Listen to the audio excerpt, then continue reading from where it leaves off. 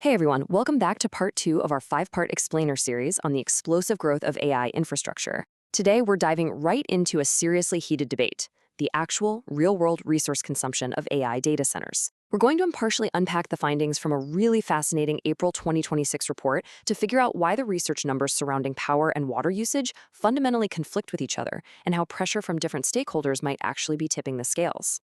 Here is our roadmap for today. We'll start with the power usage debate, then move on to contested water and local impacts, dig into the root of these conflicts with research bias, and wrap things up with navigating genuine scientific uncertainty.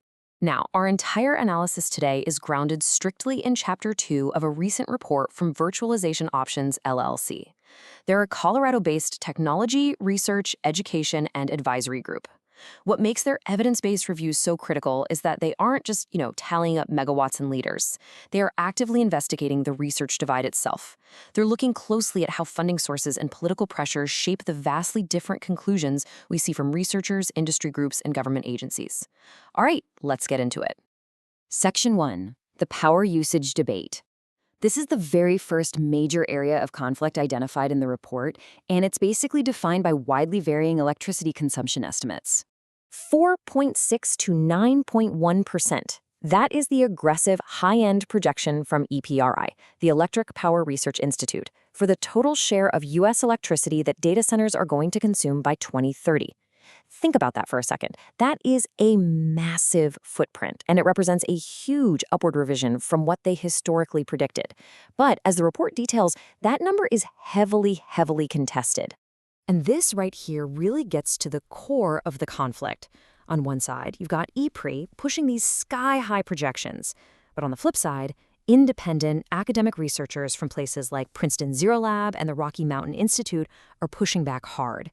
They're arguing that EPRI's utility-aligned models are actually artificially inflating future demand figures, potentially just to justify incredibly lucrative utility grid expansions.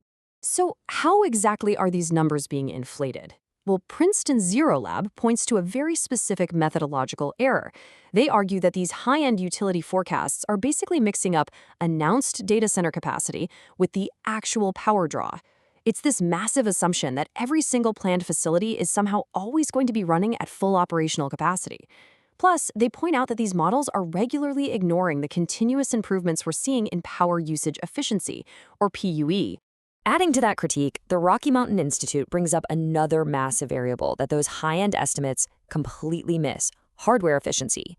I mean, huge generational shifts in hardware fundamentally alter the aggregate energy demand picture. Take NVIDIA's Blackwell GPU generation, for example. That alone could reduce the energy needed per computation by 80 to 90% over the same period. Literally an 80 to 90% drop. If your forecast totally ignores leaps in efficiency like that, your data is for sure going to be incredibly skewed. Okay, moving to Section 2, contested water consumption. Because if you thought the power estimates were a mess, the dispute over the upstream water required for AI cooling is somehow even more stark. 700,000 liters. To put that into perspective, that is enough water to fill a large residential swimming pool. And that is just to train a single large language model like GPT-3. This specific figure isn't a guess. It comes from a rigorous, peer-reviewed study out of UC Riverside published in the journal Nature. It represents the frankly staggering amount of upstream water consumption required just for AI cooling. But the way this data is received, it's deeply divided. On one hand, we've got these stark, thoroughly documented academic figures. On the other hand, we get what the report literally calls corporate deflection. Microsoft, whose Azure Cloud platform was actually used for that GPT-3 training, has completely refused to publish their own estimates. They won't directly confirm the academic data regarding their historical water usage. And to show you exactly what this looks like in practice, the report highlights a quote from Microsoft CFO Amy Hood from an earnings call. When she was asked point blank about that 700,000-liter figure, she totally avoided the historical data. Instead, she pivoted, saying, "Improvements in newer data center designs." It's a classic move. Industry responses frequently bring up future architectural improvements to deflect from addressing specific, documented historical consumption. They don't confirm, they don't deny, they just look the other way. Which brings us to Section 3, local and environmental impacts. While the national power grids and massive water totals usually grab the headlines, we really need to focus on the tangible community consequences. Because when these colossal facilities roll into town, Local communities are the ones facing immediate ecological and social impacts, right in their own backyards. We're talking massive land use, relentless noise pollution, the creation of localized heat islands, and severe strain on local utilities. The Virtualization Options report notes that these very real, ground-level consequences are frequently minimized or just entirely brushed aside in a lot of the industry-friendly literature. Section 4. Research bias and political pressure. Up to this point, we've seen that the data heavily conflicts. But now we're going to look at the root causes identified by the report, specifically tainted research and compromised objectivity. The report points out a very clear, documented pattern here. Industry-funded studies consistently produce far more favorable estimates regarding resource consumption. Shocking, right? Conversely, independent, peer-reviewed work frequently steps in to directly challenge those rosy conclusions. So it really seems the outcome of the research is heavily correlated with exactly who is writing the check. But here's where it gets even more complicated. The issue goes way beyond just corporate funding. Take the Lawrence Berkeley National Lab, part of the Department of Energy. Historically, they have been the absolute gold standard for methodology, highly credible, highly objective.